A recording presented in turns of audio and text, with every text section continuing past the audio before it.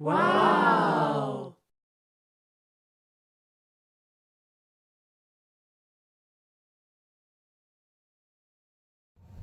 এখানে আমি একটু অয়েল দিলাম, সরষের তেল দিলাম। আপনারা যারা যে ব্র্যান্ডের অয়েল ভালো পান সেটা দিবেন। দিয়ে সম্পূর্ণটা পুরোটা একসঙ্গে মিক্স করে নেবেন। মিক্স ভালো যেন হয়, একদম ক্লিয়ারলি সব মশলাগুলো মিক্স হতে লাগবে। দিয়ে 10 মিনিট একটু ওয়েটিং করে ঢেকে রাখেন। তারপরে কড়াইটা চুলার উপর দিয়ে একটু তেল দিয়ে একটু হিট হতে দিবেন। তারপরে এখানে মশলা দিবেন, যেমন তেজপাতা, ডালচিনি, তারপরে যেমন জিরা গুঁটা।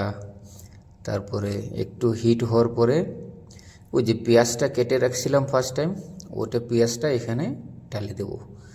পেঁয়াজটা ঢালি দেওয়ার পরে একটু বয়েল হতে লাগবে। এই পেঁয়াজিটার কালার আসতে লাগবে, গোল্ডেন গোল্ডেন কালারের যখন ভাব আসবে একটু হিট করবেন। আর আগুনের ভোল্টেজটা একটু কম রাখবেন, না হলে আবার পুড়ে ধরবে। যখন একটু গোল্ডেন গোল্ডেন কালার আসবে, দেখেন আমার ভিডিওতে দেখাচ্ছি কীরকম একটা কালার আসছে। যখন এই কালারটা আসে যাবে তখন আপনি ওই যে মিক্সার চিকেনটা যা আছে ওই মিক্সার চিকেনটা এখানে অ্যাড করবেন, ঢালি দিবেন। ঢালি দাও, ঢালি দিবেন। দেওয়ার পরে একটু মিক্স করে নিয়ে ঢেকে দেবেন। ভোল্টেজ একটু কম থাকতে লাগবে, আপনার মেশিনের ভোল্টেজ বা আগুনের ভোল্টেজটা একটু কম থাকতে লাগবে। আমি একটু কম করে দিলাম, দেখো 800 দিয়েছি, এতক্ষণ 1000 ছিল, 1200 ছিল ভোল্টেজটা।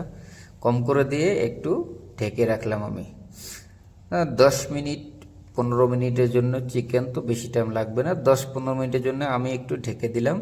তারপরে দেখাচ্ছি কীরকম হচ্ছে। মোটামুটি 15 মিনিটস পরে দেখলাম একদম পুরা কালার এসে গেছে, গোল্ডেন কালার এসে গেছে। কমেন্টে জানাবেন কীরকম হচ্ছে। হ্যাঁ, আমি দেখতে পাচ্ছি হেভি টেস্টি হবে।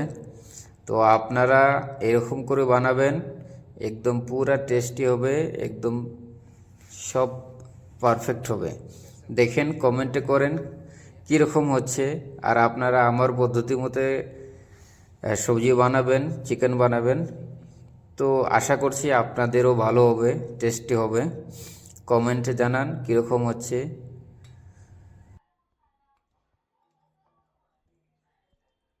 Amazing!